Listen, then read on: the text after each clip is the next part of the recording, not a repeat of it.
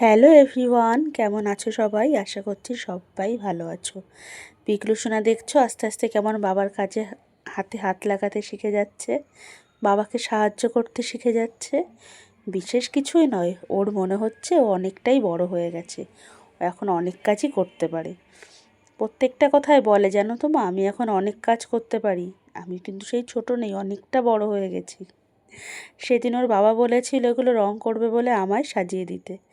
আমি তখন রান্না করছিলাম, আমাকে বললো, মা তুমি তো রান্না করছো, তাহলে এগুলো আমি বাবাকে এই কাজগুলো করে বাবাকে একটু সাহায্য করে দিই।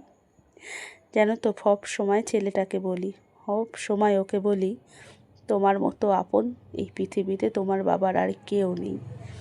তোমার বাবার পাশে তুমি সব সময় থেকো। তোমার বাবা জীবনে অনেক আঘাত পেয়েছে নিজের লোকেদের কাছ থেকে। তোমার কাছ থেকে যদি কোনো আঘাত পায় আর সইতে পারবে না।